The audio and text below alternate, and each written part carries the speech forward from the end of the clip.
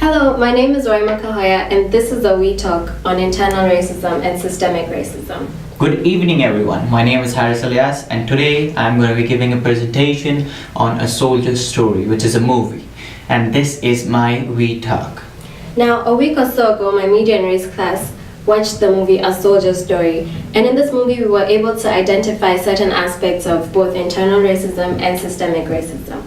The movie is about an African American military lawyer who is sent to investigate the murder of an African American sergeant whose body was found right outside of an army base in the deep south of Louisiana. Now, as he is trying to investigate the case and solve the case of the murder, he himself, being an African American man, faces a lot of prejudice and a lot of racism. The movie was originally intended to be a play, hence the theatrical element, and was written by African American playwright Charles Fuller.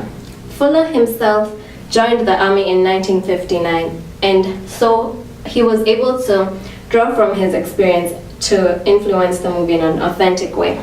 I'm going to now talk about three main characters of the movie. The first being Captain Davenport. Now, Captain Davenport was the military lawyer who was sent from Washington, D.C. to investigate the murder.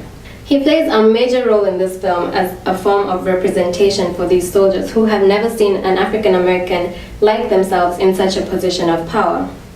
And he's also challenging many stereotypes as he's very educated and also very smartly dressed. The second character that I'm going to focus on is Sergeant Waters. Now, Sergeant Waters is the man who was killed and whose case is being investigated. He's quite a caricature as he exaggerates an embodiment of internal racism. We're going to talk about exactly what internal racism is later on in the presentation. The third character that I'm going to look at is C.J. Memphis.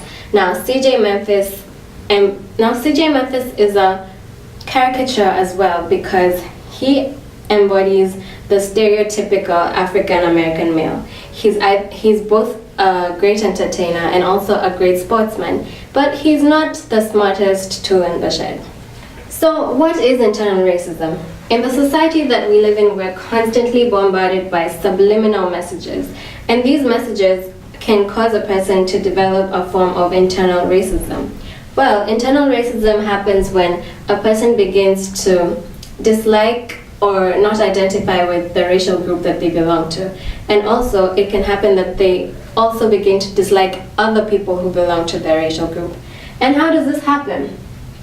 Well, the racist messages that a person receives can be absorbed and they can then develop the mindset of being internally racist.